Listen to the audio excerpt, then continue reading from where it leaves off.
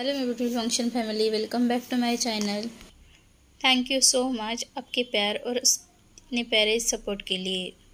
मुझे आप सबसे कुछ कहना है। मेरी कहानी का रियल लाइफ से कुछ भी लेना देना नहीं है, तो प्लीज़ आप ज़्यादा दिल पे ना लें, क्योंकि कोई है जो मुझे डिसलाइक करता है। पता नहीं क्योंकि उसे क्या पसंद नहीं है, लेकिन मुझे उनसे रिक्वेस्ट है कि ये सब ना करें। रियल लाइफ से इन कहानी का कोई लेना देना नहीं है, बस ये मेरी एक इमेजिनेशन पर बेस है। तो प्लीज़ कहानी को हेट ना करें, और ये इस कहानी आपको ना पसंद आए तो प्लीज़ आप कहीं और जाकर कहानी सुन सकते हैं। चैनल पर हेट कमेंट्स या फिर डिसलाइक ना करें।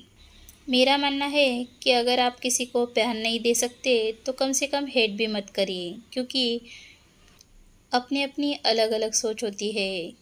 ये ज़रूरी नहीं होता कि जो चीज़ मुझे पसंद हो वो आपको भी पसंद हो, लेकिन मैं कम से कम किसी को हेट तो नहीं करती।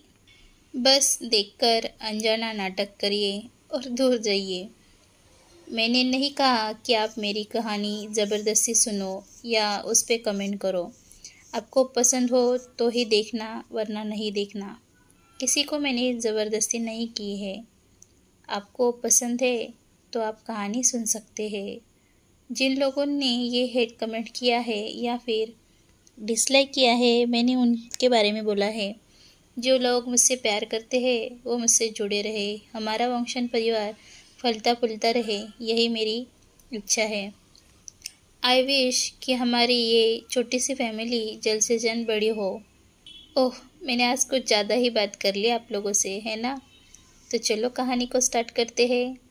आज कहानी में हम लोग कुछ थोड़ा सा उनके बारे में जान लेते हैं, क्योंकि मैंने ये नहीं कहा कि जान का नाम पेमैन ने क्यों चेंज किया।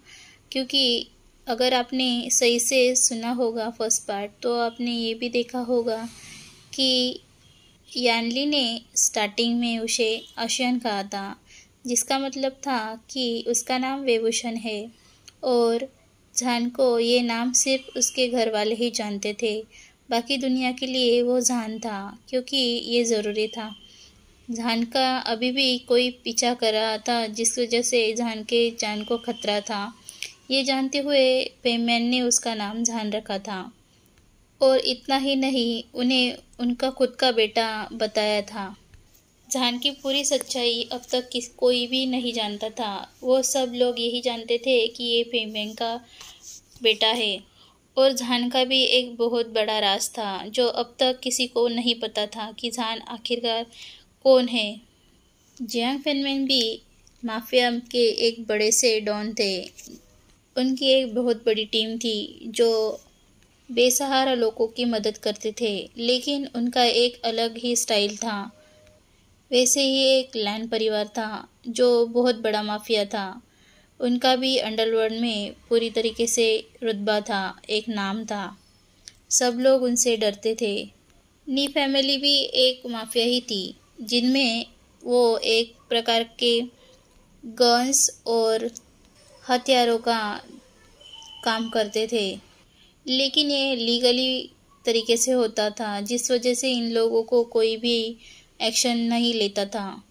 दूसरी ओर एक माफिया और था जो वेन का था, लेकिन ये इलीगली तरीके से करते थे, क्योंकि इन लोगों को जल्द से जल्द एक बहुत बड़ा डॉन बनना था। माफिया अंडरवर्ल्ड में सबसे बड़ा नंबर 1 उन्हें बनना था, जिस वजह से वो इतना ही नहीं, वो लड़कियों का और ड्रग्स, गांजा इतने जैसे अलग अलग तरीके के एक्सपेरिमेंट करके उनमें और ज़्यादा मात्रा में ड्रग्स को और हायर करते हुए छोटे छोटे बच्चों को भी उनकी लत लगाने पर तले हुए थे। जिनको ये पसंद नहीं था तो सीधा उनको मार डालते थे, उनका पूरा नामो निशान मिटा देते थे। अगर उनके खिलाफ कोई एक्शन करता था तो ये लोग उनसे ऐसे तरीके से मारते थे कि किसी को कोई खबर तक ना मिले। रातों रात उसका पूरा नाम, पहचान सब गायब हो जाती थी। इसी माफिया वर्ल्ड में एक ऐसा था माफिया अंडरवर्ल्ड में एक ऐसा व्यक्ति भी था जो माफिया के ही अंडर में एक बहुत बड़ा राज छिपाते हुए, खुद की आइडेंटिटी पूरी तरीके से छुपाते हुए, ना कि किसी को बताए, वो इस तरीके से काम करता था कि ये इलीगल सारा काम पूरा तरीके से अब नष्ट करने की कगार पर उसने उन सबूतों को इकट्ठा करना स्टार्ट किया। उस नाम को सब लोग डरते थे। जब भी कोई काम करते किया जाता था वहाँ पर एक कार्ड रखा जाता था जिस पर एक जोकर रखा हुआ था, यानी कि वो इंसान ये दर्शाता था कि तुम एक जोकर हो, तुम्हें मूर्ख बनाया जा चुका है। उसका एक पासवर्ड होता था। इतना ही नहीं, वो एक गुलाब भी वहाँ पर रखता था। उसकी एक अलग जान और एक पहचान, एक अलग ही स्टाइल था उसका। उसे ब्लैक एंजल नाम से जाना जाता था। वो इस तरीके से काम करता था कि किसी को एक एक मिनट के लिए भी शक ना हो कि उसके साथ बहुत बड़ा होने वाला है। ब्लैक एंजल की एक बड़ी सी टीम थी जिसके बारे में किसी को नहीं पता था कि वो काम कैसे करती है। लेकिन जब भी वो काम करती थी तो एक लेटर उसके पास आता था। जिसने भी उसे हल्के में लिया वो पूरी तरीके से कंगाल होता था। इसलिए एक मीटिंग बुलाई गई जो माफिया अंडरवर्ल्ड के सारे लोगों को इकट्ठा करने के लिए और उनके साथ डिस्कस करने के बारे में थी, क्योंकि वो हर एक की टीम के मेंबर के साथ उसके कुछ ना कुछ हुआ ही था। और साथ में माफिया के लोगों की जिन लोगों से मुलाकात थी या जिन लोगों के लिए वो काम करते थे, उन्होंने फ़ोन पर उनके बारे में बताया कि वो उनके साथ क्या क्या हुआ है, जिस वजह से उन्होंने एक मीटिंग रखी। उस मीटिंग में सब लोग वहाँ पर मौजूद थे। जहान भी वहाँ पर एक बहुत ही डैशिंग सी एंट्री करता है, लेकिन उसके चेहरे पर मास्क था। सब लोग उसकी ओर देखने लगते हैं। आंखों पर एक ब्लैक सा गॉगल, ब्लैक से पूरे कपड़े, चेहरे पर मास्क, लेकिन उसका रुतबा फिर भी कम नहीं था। वो बहुत ही हॉट और हैंडसम दिख रहा था। वो अपने चेयर पर जाकर बैठता है। सब लोगों को ग्रीट करते हुए उसने मीटिंग को स्टार्ट करने के लिए कहा। मीटिंग स्टार्ट होती है। उसमें ब्लैक एंजल के बारे में सारी डिटेल्स को बताया जाता है, लेकिन अभी तक ये नहीं बताया कि आखिर वो कौन है। इतना ही नहीं, उनकी टीम के एक भी मेंबर को अब तक देखा नहीं गया। यहाँ तक कि सीसीटीवी फुटेज में भी उनके बारे में कोई जानकारी नहीं मिली। वो इतनी सफाई के साथ काम करते हैं कि उनका कोई भी निशान वहाँ पर मौजूद नहीं था, सिवाय एक कार्ड और एक गुलाब के। धान अपने मास्क के नीचे एक ईविल सी स्माइल कर रहा था, मानो उसके बारे में उसे सब कुछ पता है। जियांग फेमैन खड़े होकर कहते हैं, हमें इस मामले में हमें कुछ नहीं एक्शन लेना, क्योंकि ये लोग जो है वो किसी भी गरीब बेसहारा लोगों की जान नहीं लेते। और रही बात जिन लोगों के साथ ये हुआ है, वो मेरी टीम का होने के बावजूद भी एक इलीगल काम करता था। इतना ही नहीं, उसने अपने खुद के बेटी को तक नहीं छोड़ा। इसके साथ ऐसा ही सलूक होना चाहिए। लैन परिवार के लैन किरेन, जो माफिया के मेन हेड थे, वो भी खड़े होकर कहते हैं, हाँ, हमें भी उसने कुछ नहीं एक्शन लेना, क्योंकि हमारे टीम में भी जिन लोगों के साथ ये हुआ है वो भी उसी के लायक थे। नीमेन जो खड़े होते हुए कहते हैं, हाँ, ये सही कह रहे हैं। जिन लोग को गलत करते हैं उनके साथ वैसा ही सलूक होना चाहिए। हमें भी कोई एक्शन नहीं लेना। रही बात वेन रूहान की, वेन रूहान खड़ा होते हैं, कहता है, आप लोगों को कोई एक्शन नहीं लेना तो ना सही, लेकिन मैं इस पर एक्शन लूँगा, क्योंकि मेरे बहुत से लोगों को उसने बहुत ही नुकसान पहुँचाया है। इतना ही नहीं, वो उनको मार पीट कर घायल भी कर चुका है। सब लोग ना कह रहे थे, लेकिन वेन रूहान अपने बातों पर अड़ा रहा। तो सब ने कहा, तुम्हें जो करना है वो करो, लेकिन हमें कुछ नहीं करना। सब लोग जाने के लिए मुड़ते हैं। जियांग फेमैन और लैन किरेन दोनों की नज़र एक दूसरे के साथ मिलती है, लेकिन दोनों एक दूसरे को गुस्सा करते हुए और मुंह फेर लेते हैं और वहाँ से चलने लगते हैं। इससे हमें ये पता चलता है कि वो एक दूसरे के दुश्मन हैं। लेकिन एक टाइम ऐसा था कि दोनों एक दूसरे के साथ खड़े थे और एक दूसरे के बहुत अच्छे दोस्त थे। लेकिन उनके बीच इतनी दूरी और इतना नफ़रत क्यों आई, यह हमें आगे जाके पता चलेगा।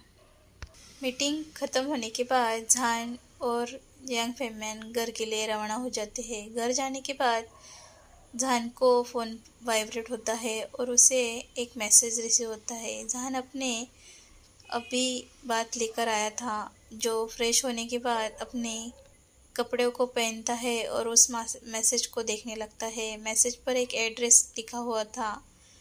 जहान देखकर मुस्कुराता है और कबर्ड में जाकर एक ब्लैक कलर के रोब्स पहन लेता है, जो पूरी तरीके से ब्लैक थे, और चेहरे पर मास्क लगाकर अपनी हुडी को ऊपर सिर के ऊपर डाल देता है और घर से बाहर निकलने ही वाला था कि यानली पीछे से कहती है, आशन तुम कहाँ जा रहे हो? रात के करीबन 11:30 बज चुके हैं और तुम कहाँ जाने वाले हो? जहान कहता है, शीजे मुझे कुछ काम है, मैं बस आधे घंटे में वापस आ जाऊंगा। यानली कहती है, क्या यह इतना ज़रूरी है कि तुम इतनी रात के लिए जा रहे हो? जहान कहते हैं, हाँ शीजे ये ज़रूरी है, बस मैं आधे घंटे में वापस आऊँगा, आप सो जाओ। यानली नोट करती है और कमरे में चली जाती है। यहाँ जहान अपनी बाइक निकालता है और तेज़ी के साथ उस ओर जाने लगता है जहाँ पर उसे जाना था। करीबन 20 मिनट बाद वो उस एड्रेस पर पहुँच जाता है। पहुँचने के बाद वो उस अपार्टमेंट की ओर देखने लगता है जहाँ पर वो इंसान का एड्रेस था। जहान बस बिना कुछ आवाज़ किए उस कमरे की ओर जाने लगता है। जहान उस अपार्टमेंट के बालकनी में पहुंच जाता है। अंदर जाने ही वाला था, लेकिन उस कमरे से इतनी सारी आवाज़ें आने लगी थी जो किसी के कराने की थी, और बेहद ही सेक्सी और हॉट तरीके से उस आवाज़ों को सुनते हुए जहान की बॉडी अपने आप ही हॉट फील कर रही थी। जहान कहता है, ओ नहीं, ये सब क्या चल रहा है, और मैं शायद गलत टाइम पे आ चुका हो। उसने मुझे एड्रेस तो सही दिया है ना? और ये शेमलेस इंसान कितना शोर कर रहा है, और ये लड़की कितनी गंदी है। वो वहाँ से निकल जाता है और सीधे अपने बाइक पर बैठकर वापस अपने घर की ओर चला आता है। बस 20 मिनट में ही वो घर वापस आ चुका था। करीबन 12 मिनट 30 मिनट होने वाले थे जब तक कि वो घर पे था। तभी यानली अपने कमरे से बाहर आती है। आशन, क्या तुम आ चुके हो? जहान कहता है, हाँ शीजे मैं आ चुका हूँ, और आप अभी तक नहीं सोई? शीजे यानली कहती है, हाँ आशन, मुझे नींद नहीं आई क्योंकि मुझे डर था कि तुम कहाँ हो। जहान अपने शीजे के पास जाकर उसे हक करते हुए कहता है, शीजे आप मेरी माँ हो जैसे, आप इतना ख्याल क्यों रखती हो? आपको अपना भी तो ध्यान रखना चाहिए। यानली कहती है, हाँ मुझे पता है, तुम मेरी चिंता मत करो, मैं ठीक हूँ। तुम्हारे जैसे भाई होने के बाद मुझे चिंता करने की भला क्या ज़रूरत है? लेकिन जहान को नोटिस करता है क्योंकि शीजी की आंखों में पानी था। शायद वो कुछ रो रही थी, और वो उनकी आंखों के नीचे के डार्क सर्कल जो इतने दिनों से जाने नोटिस नहीं किए, वो बढ़ चुके थे। पता नहीं आखिर शीजे को क्या है, क्या हुआ है? शीजे, क्या कुछ हुआ है जिसके बारे में मुझे पता नहीं है? यानली कहती है, नहीं आशन, कोई बात नहीं है, तुम जाओ और सो जाओ। लेकिन जहान थोड़ी ना सुनने वाला था। वो कहता है, शीजे मुझे ज़रूर बताओ कि क्या हुआ है, क्या कुछ ऐसी बात है जो मुझे जानने की ज़रूरत है? यानली कहती है, नहीं कोई बात नहीं, मैं ठीक हूँ। और वो अपने कमरे की ओर जाने लगती है। जहान उसका हाथ पकड़ लेता है और कहता है, शीजे आपको मेरी कसम, आपको मुझे सच बताना ही होगा कि आखिर क्या हुआ है आपको। यानली के आंसू जो अब तक रुके हुए थे अब बहने लगते हैं, और वो ज़ोर ज़ोर से रोने लगती है और कहती है, आशन, आशन मैं तुम्हें कैसे बताऊँ, मैं किसी से प्यार करती हूँ, और वो उसकी शादी किसी और के साथ हो रही है। मैं ये सह नहीं सकती। मैं मर जाऊंगी आशन उसके बिना। शीजे, ऐसी बातें दोबारा मत कहना। आखिर कौन है वो लड़का? मुझे बताओ, मैं सीधा उसे उठा कर ले आऊँगा और तुम्हारी शादी उसके साथ करवा दूँगा। यानली कहती है, नहीं आशन, वो नहीं कर सकता। उसकी शादी किसी और के साथ हो रही है, और अगर उसकी शादी नहीं हुई तो शायद उन बड़े परिवारों में दुश्मनी हो जाएगी और शायद वो उसे मार देंगे। यानली की बातों को सुनते हुए जान कहता है, आखिर किसकी इतनी हिम्मत, वो उसे मार सकता है? मेरे होते हुए मेरी शीजी के बारे में ऐसे कौन कह सकता है? आपके प्यार को मैं बचा कर रहूँगा। अगर आपकी वो ज़िंदगी है तो मैं आपके लिए उसे यहाँ पर ला के ही रहूँगा। शीजे, आप मुझे बस बताओ। यानली यानली उसे बताने लगती है कि वो जिनजुशन से प्यार करती है और जिनजुशन किसी और के साथ शादी करने वाला है। उसकी शादी भी ज़बरदस्ती की वजह से हो रही है। वो नहीं चाहता कि उसकी शादी उसके साथ हो, लेकिन फैमिली की प्रेशर की वजह से उसे इस शादी को मानना पड़ा। उसे बताती है कि वो कॉलेज टाइम से ही एक दूसरे को पसंद करते थे। जब वो कॉलेज पास आउट हुए तो जिनजुसन ने उसे प्रपोज किया। तो जान कहता है, वो आपको उस पीकॉक के अलावा कोई और पसंद नहीं आया? मुझे तो वो बिल्कुल भी पसंद नहीं है। यानली कहती है, तुम जैसे सोचते हो वो वैसा नहीं है। वो बहुत ही अच्छा और काइंड हार्टेड है। उसे इस तरीके के चीज़ें पसंद नहीं है। उसे शांतिपूर्ण जीवन पसंद है। मुझे भी। जान कहता है, तो आपका आपका मतलब है कि वो माफिया अंडरवर्ल्ड लोगों को पसंद नहीं करता। वो नोट करती है और जान कहता है, तो आप उसे पता नहीं था कि आप किसकी बेटी हो? यानली कहती है, उसे पता था, लेकिन फिर भी वो मुझसे प्यार करता है क्योंकि मेरा और इस परिवार का बहुत ही अंतर है।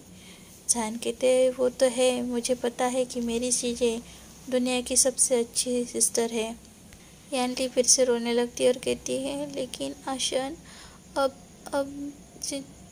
जिनजुशन की शादी किसी और से होगी और मैं मर जाऊंगी आशन। और वो जान के कंधे पर सिर रखते हुए रोने लगती है। जान उसे थपथपाने लगता है और कहता है, शीजे, आप चिंता मत करो, मैं किसी न किसी वजह से ये शादी रोक दूंगा। इतना ही नहीं, मैं जिनजुशन और आपकी शादी जल्द से जल्द करवा दूंगा। लेकिन आशन, तुम्हें पता है ना कि वो और उसकी फैमिली माफिया अंडरवर्ल्ड लोगों के साथ अच्छी नहीं है। वो उन्हें पसंद नहीं करती। जान कहता है, कोई बात नहीं शीजे, मैं आपके लिए दुनिया इधर की उधर कर दूंगा, लेकिन आपकी शादी जिनजुशन से करके ही छोड़ूंगा। यानली बस नोट करती है, कहती है, तुम्हें सावधान रहना होगा और कोई भी ऐसी वैसी बात मत करना या फिर कोई गड़बड़ी मत करना। जान नोट करता है और कहता है, हाँ चीज़ें, मैं आपके लिए कुछ भी करूँगा, लेकिन जिनजुशन को छोड़कर मैं बाकी सब के बारे में नहीं जानता, मैं उनके साथ क्या करूँगा। यानली मुस्कुराते हुए कहती है, जान, तुम ऐसे कैसे कर सकते हो? यानली मुस्कुराते हुए देखकर जान कहता है, हाँ शीजे, आपके चेहरे पर यही मुस्कुराहट मुझे देखनी थी। आप ऐसे ही मुस्कुराते रहो, बाकी का मैं देख लूँगा। दोनों नोट करते हैं और अपने अपने कमरे में चले जाकर सो जाते हैं। अब आगे देखते हैं क्या होगा। आगे देखते हैं कि जान शीजे की यानी कि यानली की शादी कैसे जिनजुशन के साथ करवाता है। मिलते हैं नेक्स्ट पार्ट में। Thank you, bye.